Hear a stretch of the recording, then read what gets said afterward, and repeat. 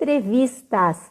Muitas pessoas me mandaram direct e também publicaram no grupo de WhatsApp que não tem a menor ideia do que fazer na hora de entrevistar alguém. Em lugar do candidato estar preocupado como é que vai ser a entrevista, sabe quem fica preocupado? O gestor. Isso não pode acontecer. Então, eu estou trazendo essa live para detalhar o passo a passo. Você não vai sair dessa live com dúvidas, eu garanto para você. Eu vou te contar todos os macetes, tudo aquilo que nós podemos avaliar em uma entrevista. Sabe que eu sou mestre em avaliação de pessoas, eu dava inclusive aulas na universidade, né? Meu mestrado em psicologia é nesta área. Mas eu confesso a você, uma boa entrevista,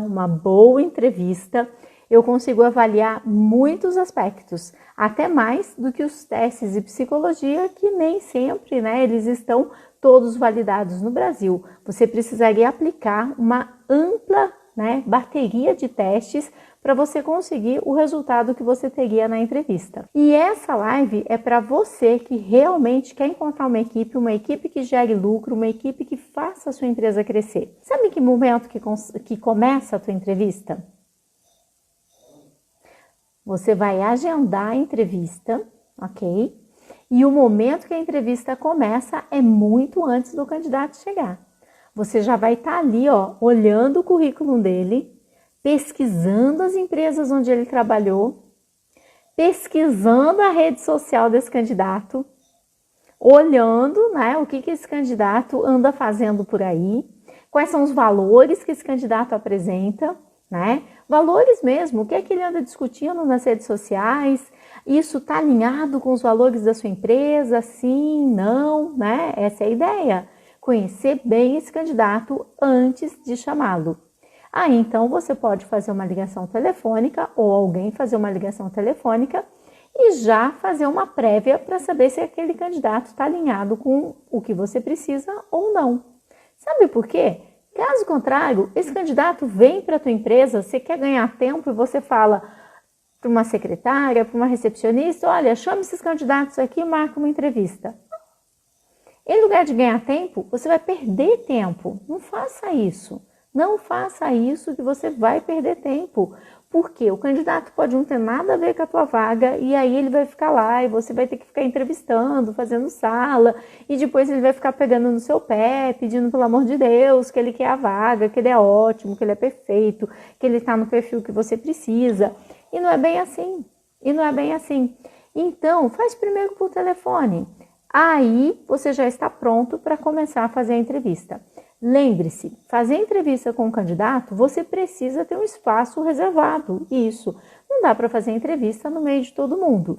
Outro ponto, você não pode fazer uma entrevista e ficar atendendo o telefone, ficar conversando com outras pessoas da equipe, ter outras pessoas assistindo. Você tira totalmente a naturalidade do candidato. Ai, Carmen, da minha empresa não tem espaço, eu não tenho sossego. Vai para um café. Não tem um café na sua cidade? Não, Carmen, tá tudo fechado por causa da pandemia. Vai numa praça. Vai numa praça, senta, vai num café, num restaurante, acha um lugar aberto, um lugar que tem uma mesinha, 2 cadeiras. É só isso que você precisa. Nada mais do que isso. O que não dá é para fazer entrevista no meio de todo mundo. Quando você coloca o candidato no meio de todo mundo, sua entrevista já está desandada. Sabe por quê? Você não vai conseguir prestar atenção no candidato. E às vezes tem detalhes, ó, pequenininhos assim, e que falam muito desse candidato. Porque esse candidato ele já vai começar a ser avaliado à medida que ele está chegando na tua empresa. Ele chegou no horário? Não chegou? Como é que ele está vestido? Tá vestido tipo, tá indo para um casamento? Algo estranho, hein? Tá querendo mostrar o que não é.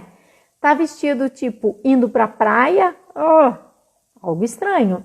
Tá vestido tipo, indo pro funk, indo pra balada, cueca vermelha aparecendo, aquele boné enterrado na cabeça, aquelas unhas assim deste tamanho, não assim, unha mesmo, aquelas azuis, verdes e tudo mais, né? E às vezes até descascadas, não sei.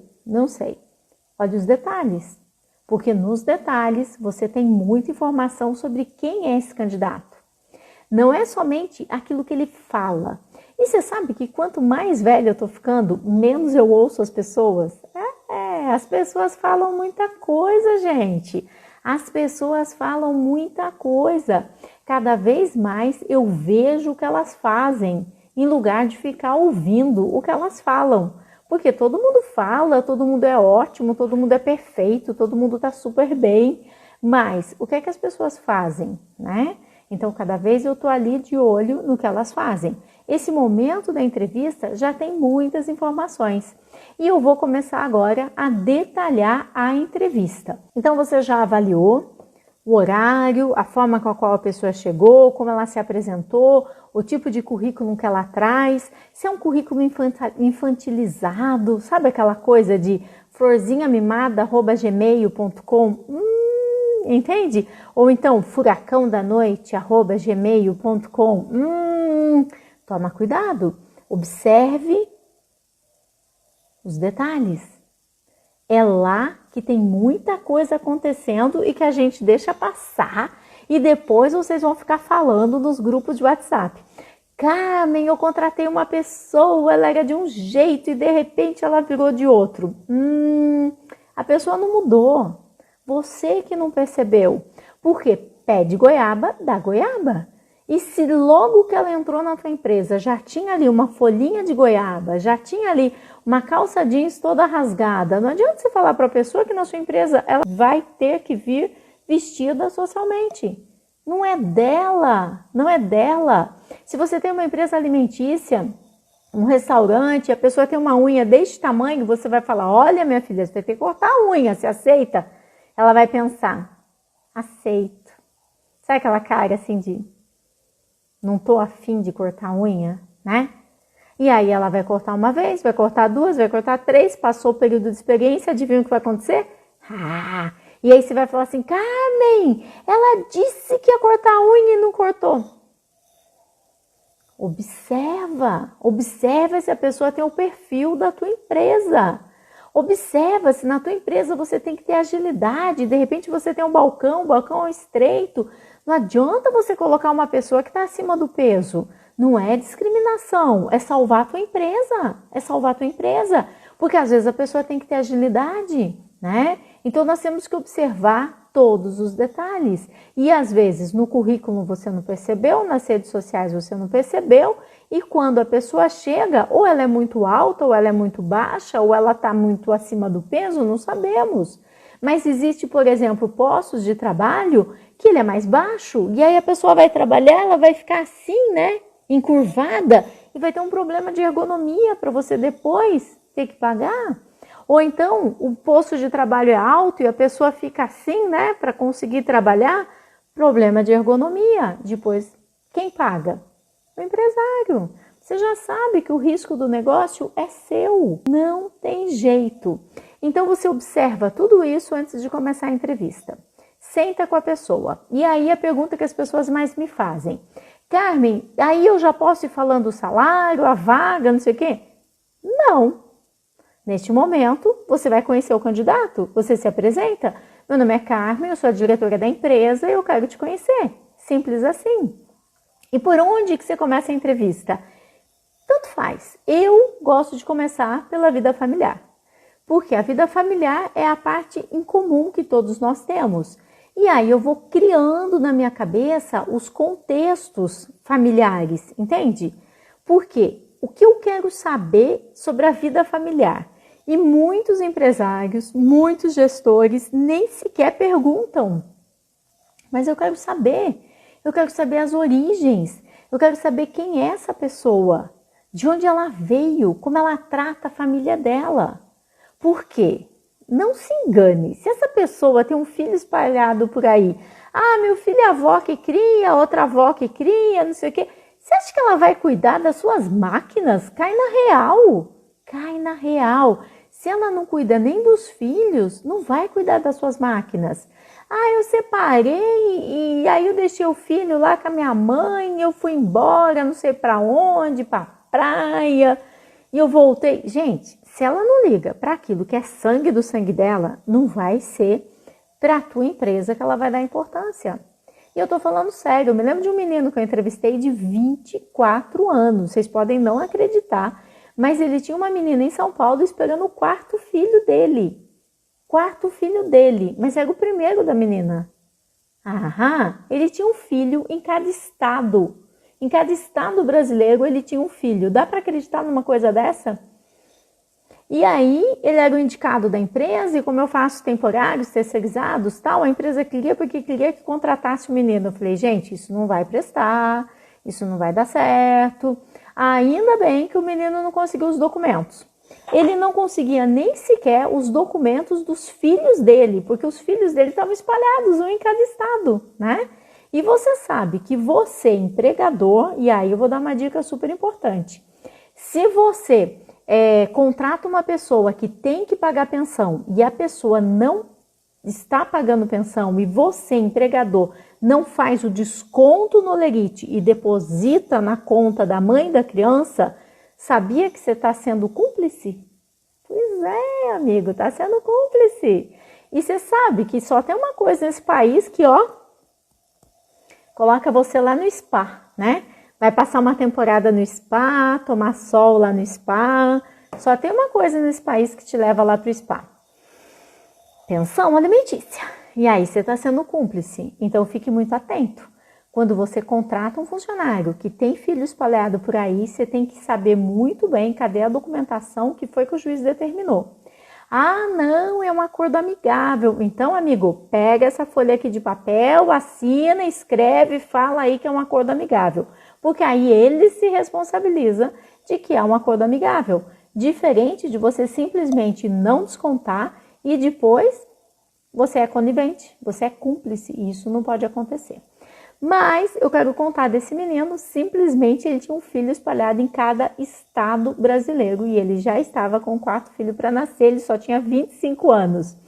E aí, quando ele mandou um WhatsApp para uma das mães, né, pedindo o documento da criança, e ele falou assim, eu vi o WhatsApp porque ele printou a tela e me enviou. Olha só que sem noção o menino. Ele escreveu assim, olha, eu preciso desse emprego, né? O que eu faço? Se você não me mandar o documento, eles não vão me contratar. Aí a mãe respondeu embaixo, faz aquilo que você falou para eu fazer quando eu fiquei grávida. Se vira. Escreveu em letras bem grandes assim. Menino totalmente sem noção. Graças a Deus que ele não conseguiu os documentos e ele não conseguiu daí ser contratado e tudo bem, porque olha, eu ia acabar tendo que aceitar, engolir esse sapo por parte do cliente, contratar uma pessoa que eu estava vendo que não ia dar certo.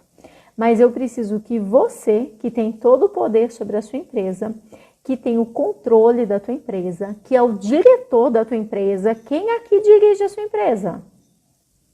Você é o diretor, diretora da sua empresa. Você escolha exatamente quem você vai contratar. Vida familiar. Quais são as perguntas que eu costumo fazer? Eu quero criar um contexto, ter uma ideia de como é a casa dessa pessoa. Então eu quero saber se ele paga aluguel, se ele tem uma casa que é financiada. Você entende que isso são indicadores de quem é essa pessoa? Eu vou trazer um contexto para você. Então você vai lá e pergunta, mas com quem você mora? Eu moro numa casa que a minha mãe cedeu nos fundos da casa dela, né? E eu moro lá, e ela que paga água, luz, telefone, eu moro lá, eu com a minha esposa, né? Esse é um contexto, ok?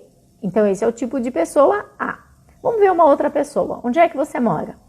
Eu moro numa casa, eu pago aluguel e eu pago tanto de aluguel, sei lá, 5 mil reais de aluguel.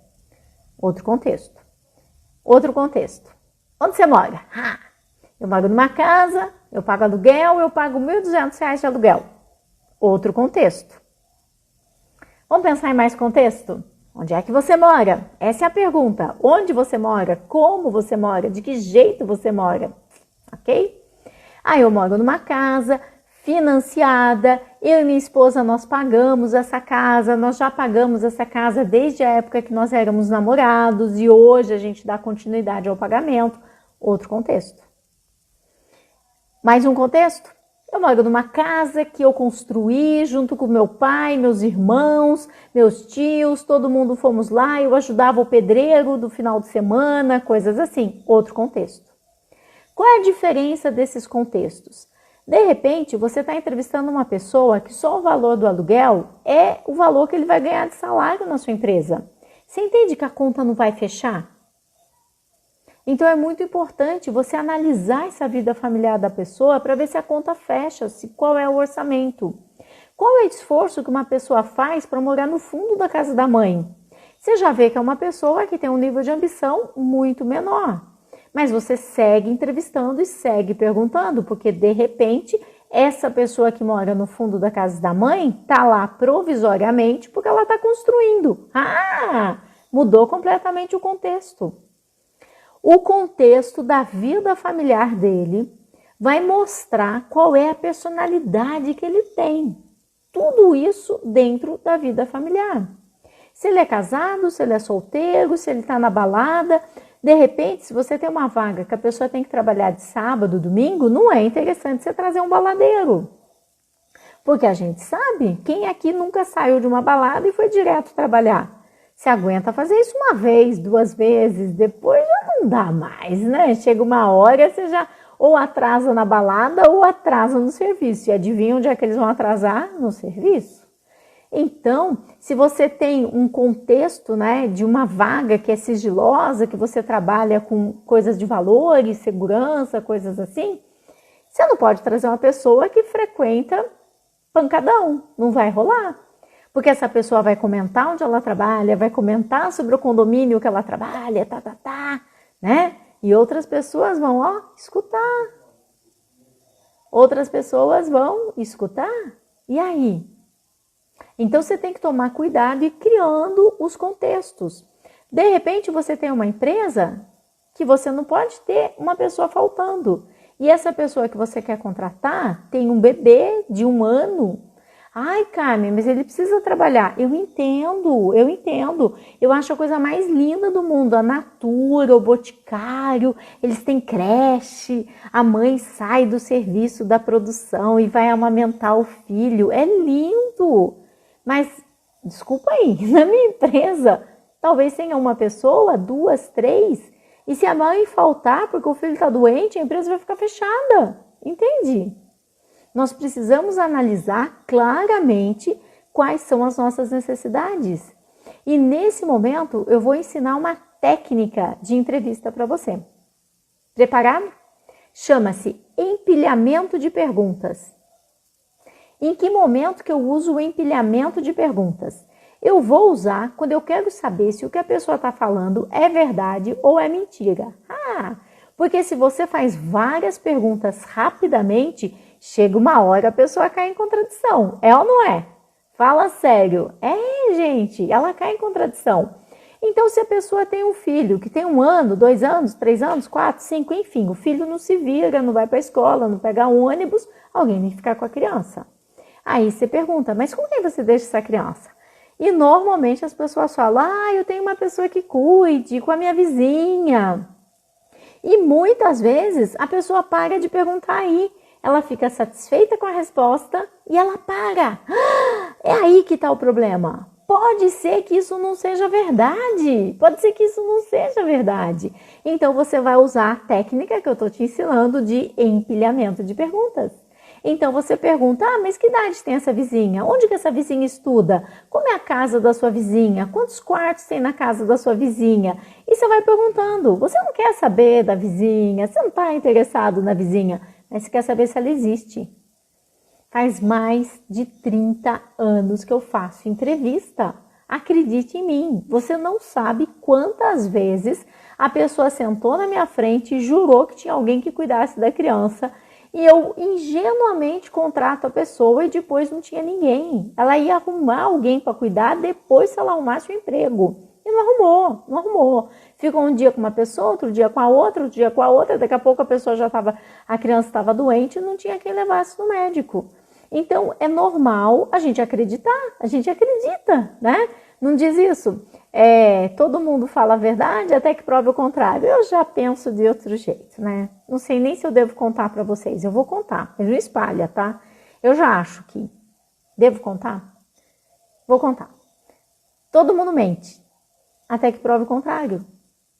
Caso contrário, as pessoas podem estar mentindo mesmo. Podem estar mentindo. Hoje mesmo, eu falando com um aluno, ele estava numa sinuca de bico com a funcionária dele, que a funcionária dele disse que tinha ido fazer os exames, tal, que é uma prova, né, que ela precisa para poder desenvolver a função dela. E ele pagou o curso, pagou tudo, e ela garantiu que os exames estavam todos feitos, inclusive que ela tinha ido super bem, mas que o resultado só ia sair no final do ano. Ele achou isso muito estranho, ligou na escola, ela não tinha feito prova nenhuma, ela nem sequer tinha aparecido lá. Então, as pessoas mentem, infelizmente as pessoas mentem. E tá tudo bem, tá tudo bem. O que não está tudo bem é a gente trazer essas pessoas para a nossa empresa, né? Então, você usa essa técnica de empilhamento de perguntas quando você quer saber se a pessoa está falando a verdade ou a mentira. Você coloca uma pergunta, põe outra, põe outra, põe outra, põe outra e rapidinho, rapidinho. Chega uma hora, o cérebro dela faz... Tipo, a hora que você pergunta como é a sala da sua vizinha, geralmente a pessoa tem... Se é vizinha, ela sabe, né? Mas como não existe, é muito difícil inventar e criar coisas que ela não estava esperando que você pergunte. O que mais eu gosto de perguntar, e eu só estou no primeiro passo da minha entrevista, eu vou te ensinar o passo a passo de como faz a entrevista. Eu quero, no mínimo, deixar isso de legado para os empresários, no mínimo, porque faz mais de 30 anos que eu faço entrevista e eu quero te ensinar o passo a passo da entrevista. Essa é a ideia. E eu só tô ainda na vida familiar. Calma, calma, calma, que mais coisas vão vir por aí. É muito importante que você pergunte, né? Os pais, o que acontece? O que esses pais fazem? Vamos apresentar os contextos? Vocês entenderam os contextos do aluguel, né? Aluguel, casa própria, construída, cada contexto indica uma personalidade. Isso ficou claro para vocês? Agora eu vou ensinar vocês a lerem o contexto referente aos pais. Imagina esse contexto. Pai é médico, advogado, engenheiro, doutor e o filho não terminou nem o ensino médio. Agora imagine o contexto. O pai tem 4ª série primária e o filho está estudando faculdade. Quem caminhou mais? Quem anda mais rápido? Esse que o pai está na 4ª série ou esse que o pai é médico e ele não conseguiu nem andar pela frente? Entende? Agora, você pode ter um contexto onde o pai é médico, engenheiro, doutor, tal, e o filho também é engenheiro. Ok, normal. Só que ele não andou muito, ele não fez muito esforço. Então, é muito importante você saber de onde essa pessoa veio para que você possa calcular todo o esforço que ela fez na sua trajetória. Eu tenho certeza que eu andei quilômetros para conseguir chegar onde eu estou hoje. E vou continuar andando, não vou parar por aqui não. Mas quando eu olho para minha família, eu olho a simplicidade dos meus pais, eu olho que eu tinha 14 anos de idade, eu tinha que trabalhar, dar dinheiro em casa. Eu era a 4ª filha, 14 anos já é a idade que tinha que ter carteira de trabalho, curso da datilografia e dar dinheiro em casa. Para comprar comida mesmo, não é assim dinheiro para comprar comida. Todo mundo colocava o salário em casa. Então, quando eu olho que eu queria fazer faculdade e a minha mãe dizia, não, faculdade é coisa de rico, né? Quando eu paro e penso quanto sanduíche eu vendi para pagar minha faculdade, eu tenho muito orgulho de mim. E como é esse candidato que você está querendo contratar para a sua empresa? Observa se ele é um candidato que andou ou se ele é um candidato que foi para trás. Se ele vem de uma família que já é uma família que todo mundo estuda, todo mundo tem profissão, todo mundo isso, o mínimo que esse camarada tem que ter é estudo e profissão, o mínimo. Por isso eu gosto muito de entender o que é que os irmãos fazem, o que o pai e a mãe faz. Nossa, Carmen, mas essa entrevista vai demorar muito. Vai, pode se preparar, é 1 hora a entrevista. Por isso que eu te falei que não é para você chamar qualquer um. Por isso que eu te falei que é para analisar o currículo, analisar as redes sociais, fazer entrevista ao telefone para depois chamar pessoalmente. Porque vai demorar. E depois você ainda volta a chamar essa pessoa para mais uma rodada na tua empresa. Quando você está investigando a vida familiar, você está investigando todas as relações. E uma pergunta que eu gosto muito de fazer é: quem paga o orçamento da tua casa? Quem financia? É o pai, a mãe? E geralmente a molecada fala, eu ajudo em casa. Normalmente o entrevistador menos experiente para aí e fala, nossa, que bonito, ele ajuda em casa. Eu não pago. Eu falo, você ajuda em casa? O que você faz? O que você dá? Eu pago a internet, pago a conta de luz e dou minha cesta básica. Cara, você não ajuda em casa coisa nenhuma. Internet é você que usa, conta de luz você não sai do chuveiro e a sua cesta básica você não tem o que fazer com ela, por isso que você dá, né? Então é assim, às vezes aquela ideia de eu ajudo em casa, a gente segue perguntando. Não importa qual foi a resposta, vai perguntando e vai aprofundando, e vai aprofundando, e vai aprofundando, até você encontrar, né, aquilo que você está buscando, aquilo que seja um indicador de quem é essa pessoa que está na tua frente. Dentro de vida familiar, eu gosto muito de entender de onde essa pessoa veio, né, qual é o contexto familiar que ela está hoje, como é o orçamento familiar dela, né, isso tudo eu acho que é super importante para que a gente possa ter uma ideia de quem é a pessoa que está com a gente. Terminada essa parte da vida familiar, nós vamos para os cursos que ela fez. Se surpreenda. Normalmente o que as pessoas fazem é olhar os cursos e falar, você fez tal curso, né? Que bacana. Não serve para nada, né? Tá escrito lá que ele fez. O que eu sugiro vocês que perguntem? Fala para ele, olha, aqui esse curso, o que você aprendeu nele? Sabe quais são as respostas que eu já escutei? Nossa, nem lembro. E sabe o que eu falo? Porque eu não sou essa pessoa assim, né? Que às vezes alguém tem a bobagem de achar que eu sou bobinha, calminha, tal, né? Eu já viro para a pessoa para ajudá-la, lógico, e eu falo, se você nem lembra o que você aprendeu nesse curso, não coloca no teu currículo. Não pega bem, não tem necessidade. Eu já escutei coisas do tipo, faz tanto tempo que eu fiz.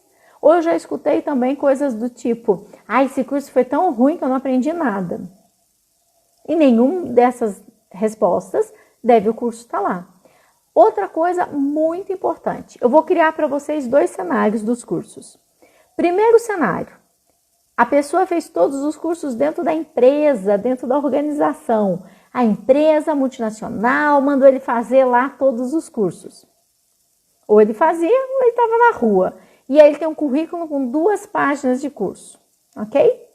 Segundo cenário, a pessoa tem menos cursos, mas ela fez os cursos com dinheiro da rescisão, fez os cursos indo a pé, fez os cursos economizando, pagando do bolso, tirando da marmita para comprar o valor dos cursos e fez porque ela amava, porque era o sonho dela, porque ela queria.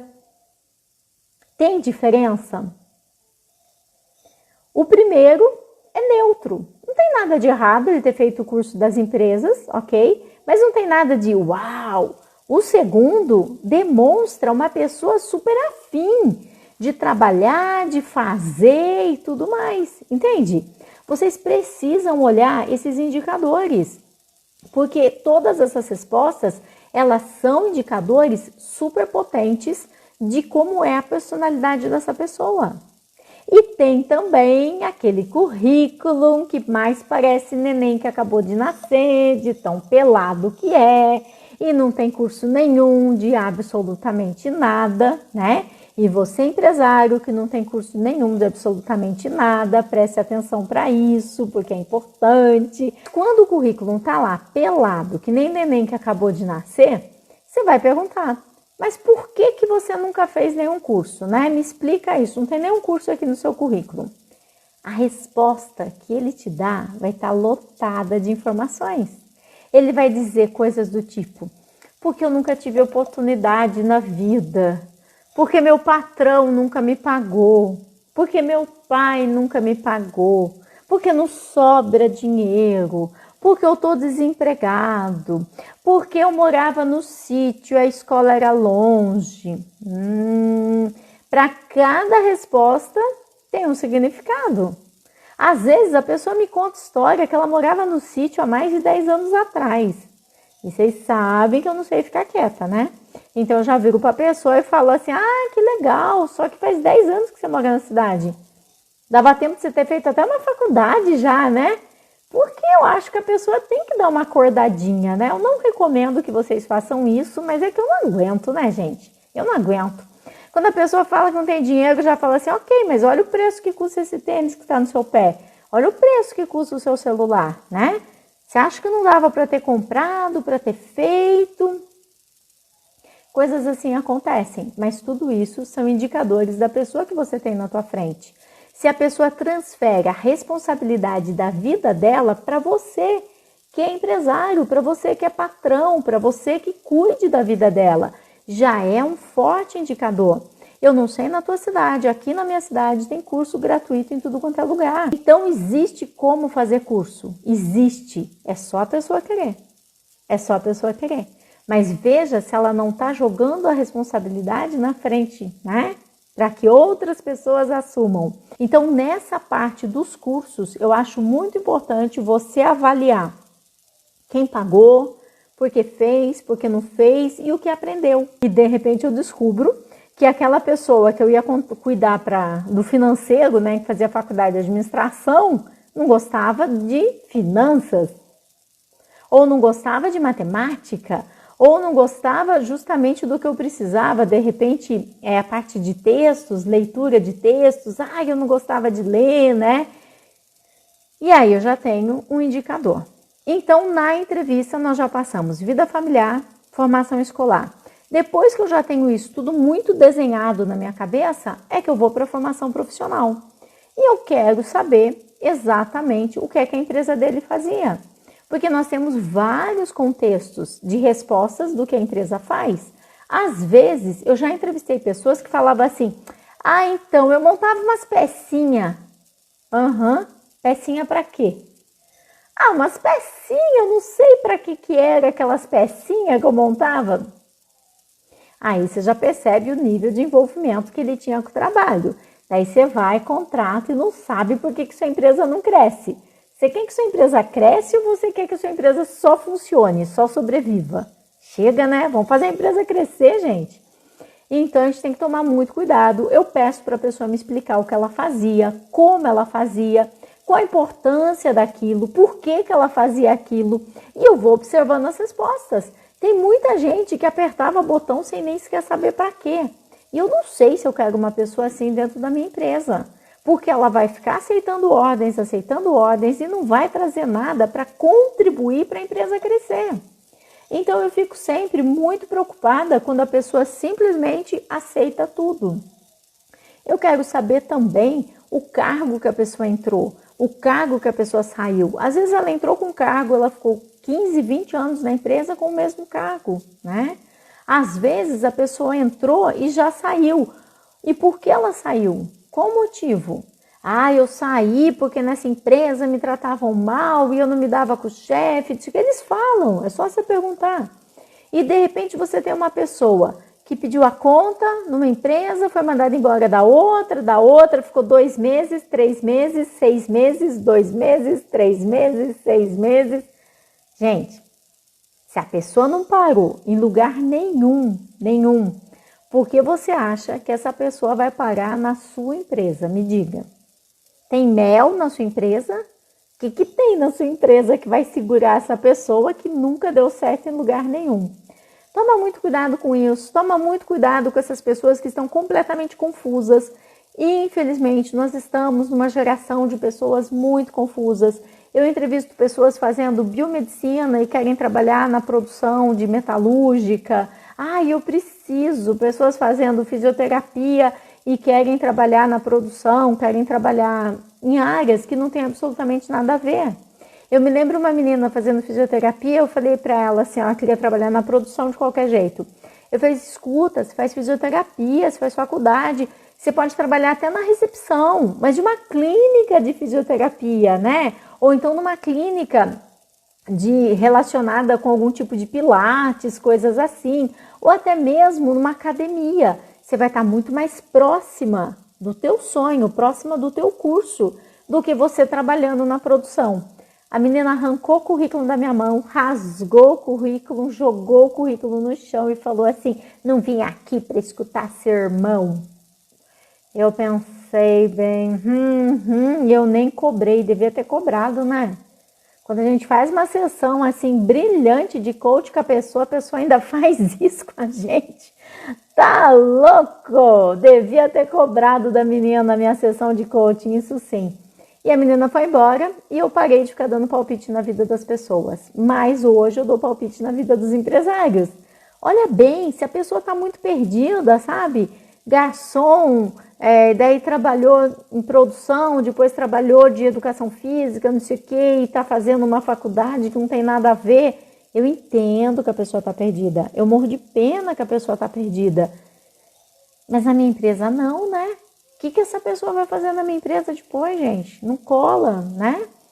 Outra coisa importante para perguntar, quando ela saiu de um determinado emprego, o que ela achava do chefe dela? Pergunta. Pergunta quais foram os melhores aprendizados que ela teve na empresa. Pergunta. Pergunta quais foram as situações mais difíceis que ela passou. Pergunta. Pergunta o que ela fez na empresa que mais alegria dava para ela. E todas essas respostas vão estar falando da personalidade dela. Fica de olho nas respostas. E nunca termine uma entrevista sem falar sobre os planos de futuro que essa pessoa tenha, o que ela pretende, onde ela quer chegar, quais são os sonhos que ela tem. Porque uma pessoa que não tem projetos futuros, para que ela vai acordar cedo para sair de casa para ir trabalhar? Me fala. Se ela não tem lastro, não tem família, não tem filhos, você entra naqueles Facebook, Instagram, só tem foto dela de biquinho no espelho. Ou então na balada, segurando um copo de bebida, cigarro, tal. Nada contra, mas só isso na rede social? Tem gente que não tem pai, não tem mãe, não tem irmão. Filho de chocadeira, né? Então é estranho. Procura saber o porquê que ela quer trabalhar. Eu sei que todo mundo trabalha pelo dinheiro e eu dou muita risada quando o pessoal nos grupos de WhatsApp fica assim, porque hoje em dia todo mundo quer trabalhar só pelo dinheiro. Para você que fala isso no grupo de WhatsApp, eu vou te contar uma coisa. Sabe quando eu tinha 14 anos de idade? Você acha mesmo que eu queria trabalhar? Fala sério. Eu só ia trabalhar porque eu precisava do dinheiro. Porque se eu não desse o dinheiro na casa dos meus pais, meus irmãos mais velhos não me deixavam jantar. É só por isso, gente. Eu não tinha sossego. Eu não podia almoçar, não podia jantar, não podia nada, assim, eles ficarem jogando na minha cara que eu não trabalhava e que eu não tinha ajudado na despesa da casa. Só por isso. Eu ia trabalhar por causa do dinheiro. E tá tudo bem. As pessoas, sim, elas trabalham por causa do dinheiro. O problema é se elas só trabalharem por causa do dinheiro, né? Porque à medida que eu cheguei na empresa e eu comecei a descobrir que eu era importante, que eu era útil e que o meu chefe me deu o setor mais difícil para eu tomar conta, aí eu comecei a me sentir importante. Aí eu parei de ir só pelo dinheiro. Eu comecei a ir porque realmente eu me sentia importante. Eu me sentia valorizada. E nesse instante é como se algo mudasse dentro de mim. Mas pode ter certeza que se ele não me pagasse, eu não ia continuar trabalhando. Porque se ele não me pagasse, eu não ia ter dinheiro para colocar em casa. E tá tudo bem. O que eu acho muito importante, vamos voltar agora para a nossa entrevista, você saber lazer. O que essa pessoa faz de final de semana? Se é uma vaga que você precisa dela no sábado à noite, precisa no final de semana, por onde que ela tá? Tá na balada, tá na igreja, tá onde? Porque a igreja também, nada contra, mas tem pessoas que precisam ir na igreja 3, 4 vezes por semana. Porque tem que ir, porque se não for vai dar problema e tá. E eu já vi muitas vezes isso acontecer e a pessoa, inclusive, né, desistir da vaga por causa disso. Ou então a pessoa aceitar a vaga e depois ela já começar a faltar, né? De que forma que você vai encerrar a entrevista? Quer aprender um pulo do gato? Vou te ensinar. Você vai dizer para o seu candidato o seguinte: se eu não entrar em contato com você por 3 dias, é que não foi dessa vez. Ou, se você está no processo mais longo, se eu não entrar em contato com você por 1 semana, é que não foi dessa vez. Muito obrigada. Se eu não entrar em contato com você por 10 dias, você vê o prazo que você vai precisar e já avisa a pessoa. Caso contrário, essa pessoa vai ficar ligando na tua empresa, ligando para você, querendo saber o retorno. E às vezes você entrevistou 10, 15 candidatos, como é que você vai entrar em contato com cada um? Porque esse é um grande pulo do gato que eu também quero te ensinar. Cuidado quando você vai tentar explicar para o candidato por que ele não foi contratado na empresa. É terrível, é terrível. No começo eu achava que eu tinha que explicar, porque se eu explicasse, ele ia melhorar, ele ia ter um feedback, Gente, ele não foi contratado, entenda isso. Eu fui ligar para uma secretária e dizer que, infelizmente, ela não tinha passado para a próxima fase, porque a próxima fase seria em inglês com o presidente da empresa, né? E ela não tinha, né, embora ela dissesse que tinha o inglês dela fluente e tal, não tinha sido aprovado. Gente, essa mulher despencou a gritar comigo que eu não conhecia a capacidade dela, que ela ia aprender inglês no final de semana, que ela ia falar inglês fluente no final de semana e que ela queria ir na entrevista com o presidente de qualquer jeito. Que sinuca de bico que eu me coloquei. Depois disso, eu aprendi a palavra mágica. Nós temos vários outros candidatos e então a direção da empresa vai escolher o candidato mais adequado. Eu não vou falar que sou eu que vou escolher. Lógico que não, porque se eu falo, eu posso ter até meu carro riscado depois, ou então fica um peso muito grande em cima de mim. Não quero esse peso, não. Eu digo que a direção da empresa, né, vai definir, vai escolher. Você é um ótimo candidato, uma ótima candidata. E se eu não fizer contato com você em 3 dias, 4, 5, você estipula um prazo, é porque, infelizmente, não foi dessa vez. É importante, em alguns momentos, envolver a equipe nessa seleção. E se você tem um líder ou um gestor, ele é que tem que dar a palavra final na pessoa. Sabe por quê? Você faz tudo aquilo que eu estou te ensinando e você leva o candidato para ele. Aí, o candidato não dá certo por algum motivo. Aí ele fala assim, chefe, ó, tá aqui o candidato, você falou que ele era bom, não é bom, não. Não faça isso. Envolva a tua liderança. Se você tem um líder, um supervisor, um gerente, alguém que vai realmente ficar com esse candidato depois, envolve essa pessoa. Eu entreguei para vocês aqui nessa live tudo o que eu me lembrei da minha experiência de entrevistas. Se ficou alguma dúvida, alguma coisa que ficou um pouco incompleta, um pouco solto, me manda um direct. Me manda um direct e a gente conversa.